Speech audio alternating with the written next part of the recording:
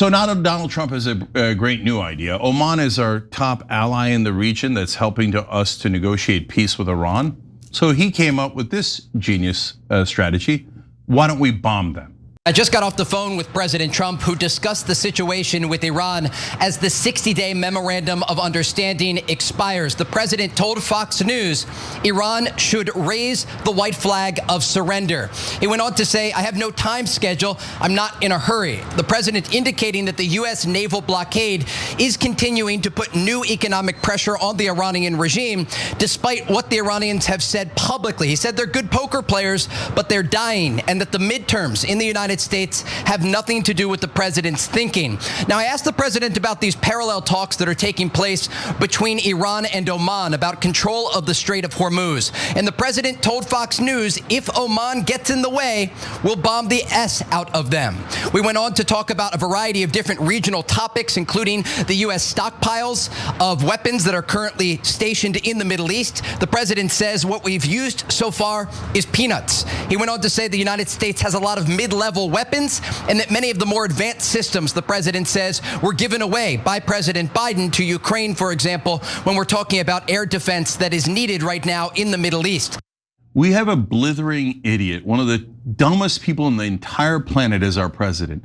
Oman is on our side, you moron. How does it help to bomb them into oblivion? Anna has the whole story. Well, Cenk, as you mentioned earlier, Oman does serve as a critical intermediary between the United States and Iran. And if you care about striking a peace deal with Iran, you're going to need intermediaries like Oman.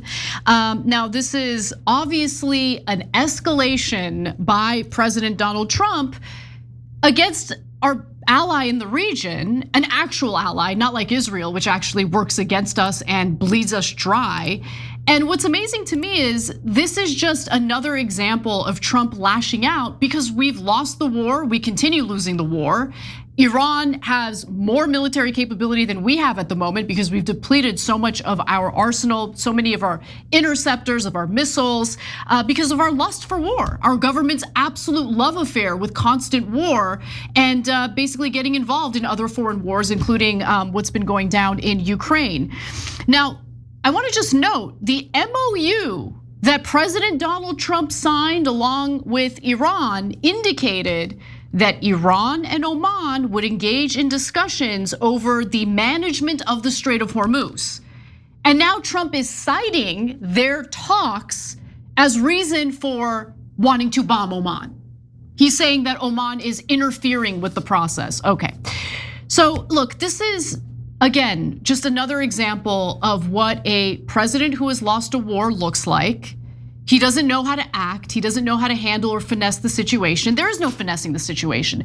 He was lied to by the Israelis, played for a fool, decided to attack Iran under the assumption that the war would be a cakewalk, that the regime change war against Iran would be a cakewalk, that the people of Iran would rise up and carry out regime change on behalf of Israel and the United States. And that didn't happen. Trump was lied to. He's a buffoon, played for a fool, and we've been sacrificing our soldiers and incredibly precious and finite resources, including military assets, fighting a war on behalf of Israel, a country that's just seeking to expand its borders. We are bleeding ourselves dry to help a foreign country build its empire. That is the reality of the situation.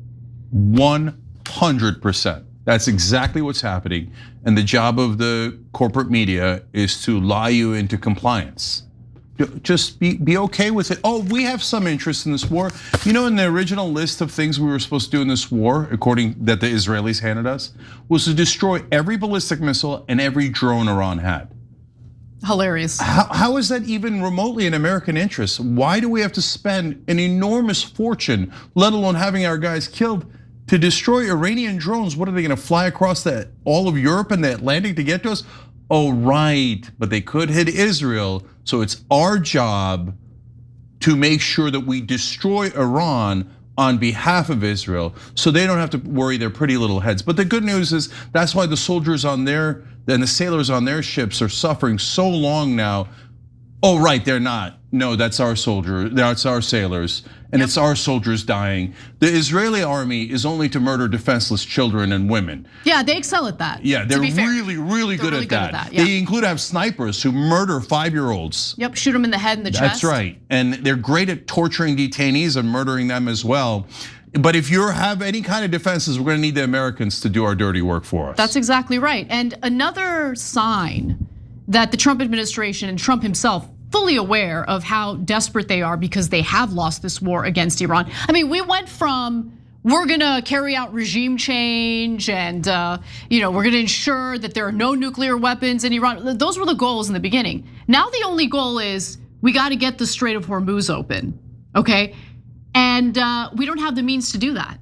There's no way to do that militarily. And so now Trump is so desperate that according to an X post by Marjorie Taylor Greene, there are internal discussions about the possibility of using tactical nukes against Iran, which is unhinged to say the least. I'm gonna read you the relevant portions of her post on X where she says that they're discussing using nuclear weapons on Iran in strategy meetings. Yes, you read that correctly, it's real. I'm not speculating, I know, and it's pure evil.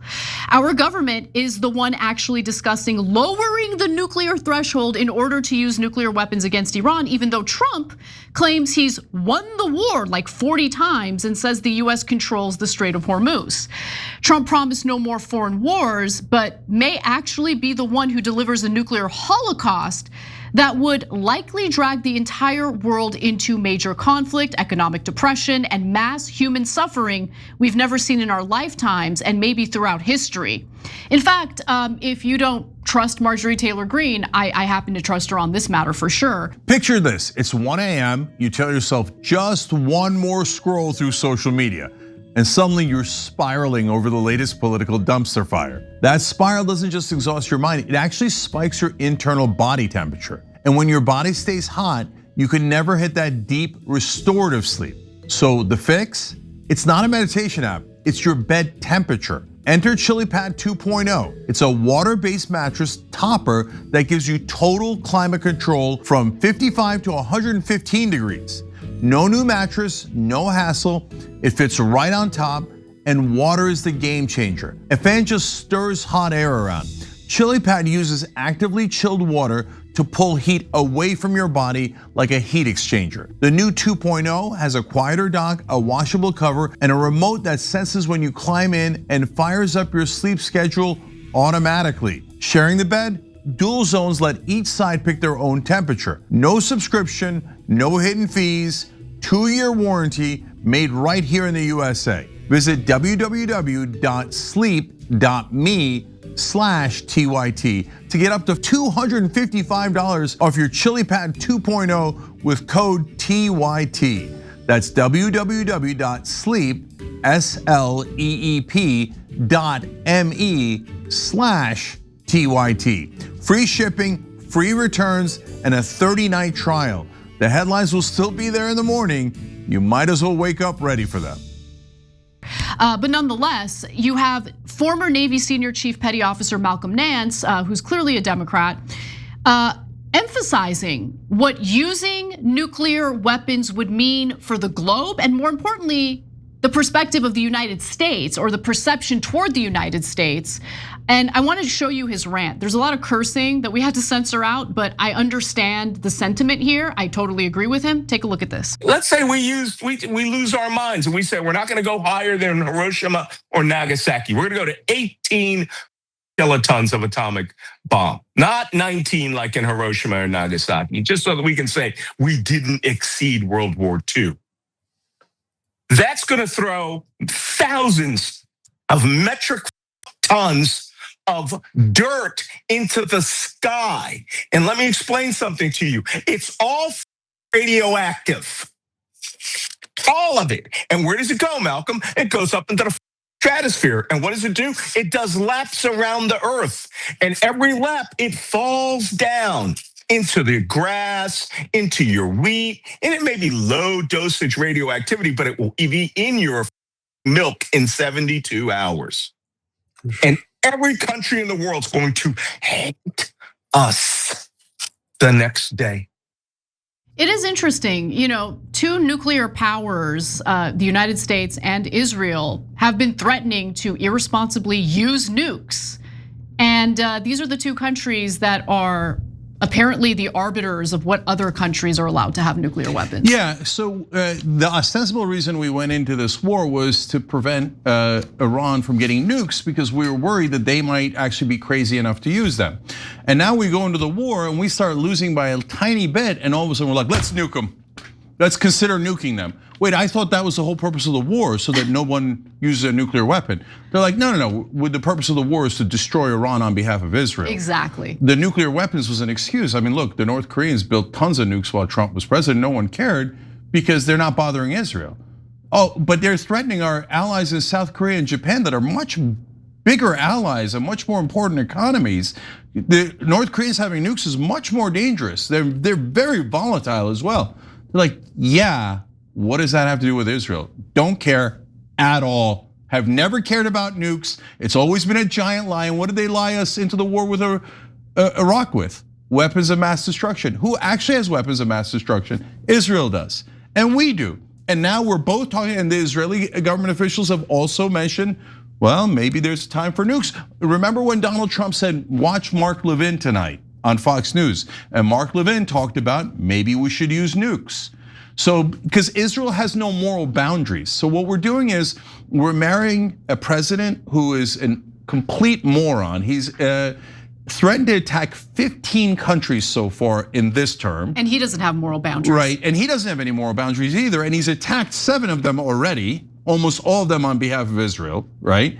And now there's the other 8, by the way, include allies like Oman and Canada and Greenland, because he's a lunatic, right? Now you marry that lunatic with a super evil government like the Israelis, who are like, oh, we can manipulate America into doing whatever we want just by bribing their government officials and buying off their media. Yeah, that costs a couple $2 billion, but we get trillions back from the wars and from all the money they directly give us. We could just take a small portion of the money they give us and cycle it back into America to get 100 times more. It's a perfect robbery, and because the media will cover for us. And then the media will tell everyone that if anyone objects, they're an anti-Semite and their life should be destroyed. And so that way we'll have complete control over America while calling all Americans anti-Semites and guilting them into wars, let alone the fact that it's just a robbery.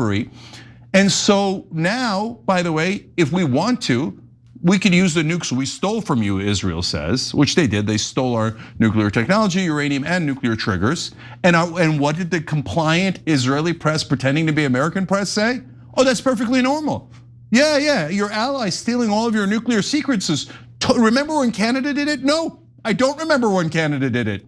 I don't remember when any other ally did it. I don't remember when an enemy did it. There's only one country who did it. It was Israel, and it was not normal. It was treason. It was a bunch of traitors who betrayed us in the worst possible way. Now those same traitors, deeply embedded in our government, are saying, maybe you should use nukes on Iran. And by the way, we don't want it on Israel's moral compass, right? So we'll have the stupid Americans do it for us. So that way we can say, well, we didn't do it.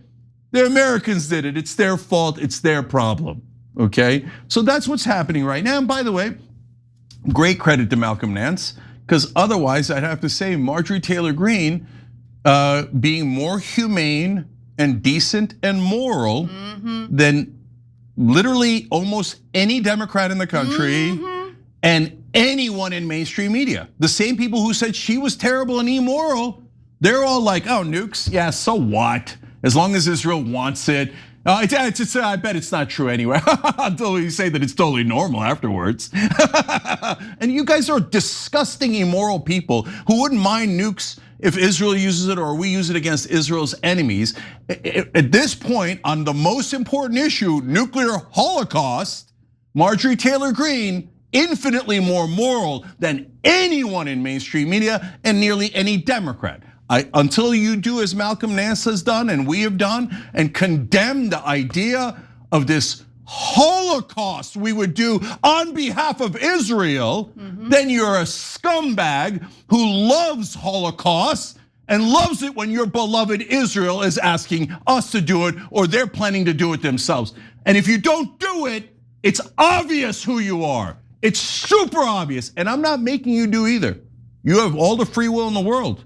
Dana Bash could go on air tomorrow. Everybody at the New York Times, everybody in Hakeem Jeffries, Chuck Schumer, all Democratic leadership could go on the air tomorrow and go, what the hell are we talking about? Nukes? Are you insane? Does anybody remember the war was to prevent nuclear weapons? You goddamn liars, you disgustingly immoral creeps. Yeah. So far, zero outside of Malcolm Nance and Marjorie Taylor Greene. You know, shockingly, no comment from Israel's puppets like Elika Laban, who purported to want to go to war against the IRGC on behalf of the Iranian people. Now you have internal discussions in the United States government about using tactical nukes against Iran, which would kill a lot of Iranian civilians.